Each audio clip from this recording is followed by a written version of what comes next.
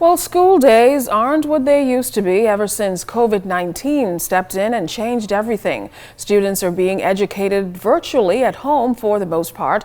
Joining us live tonight to talk about just how that process is going, Education Director Marcellus Taylor. Mr. Taylor, good evening to you. All right, well, it's far from summer break, even though students are at home for most of the day. Tell me how the virtual learning system that you've put in place has been going. What kind of feedback have you been getting?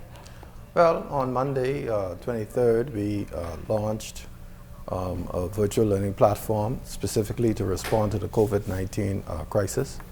We've been able to put content up for students from grades K all the way to grade 12.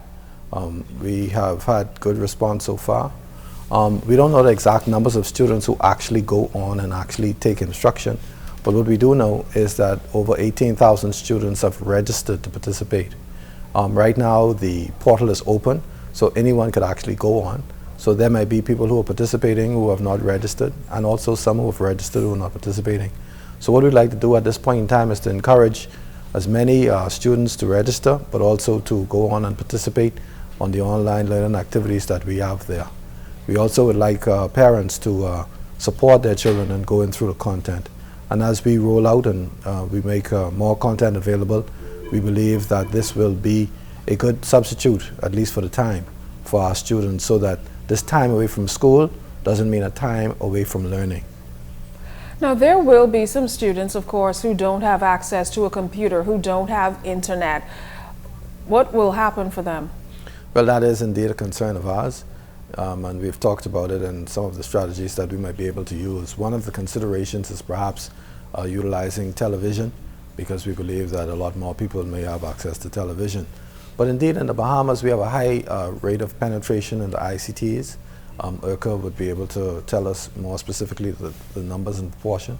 We believe that our duty is to try and educate as many people in the shortest space of time. So while we are concerned about those who don't have devices, and we're trying to see, or internet connectivity, and we're trying to see what we can do in that regard, we didn't think that that should stop us making effort for those who indeed have.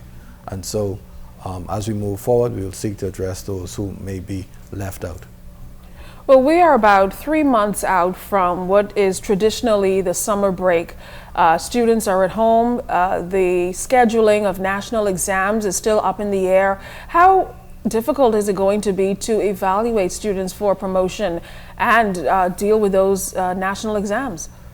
Well, you know, there are some challenges around assessment of students in an online environments, not just with the platform that we have going on, but in online education generally.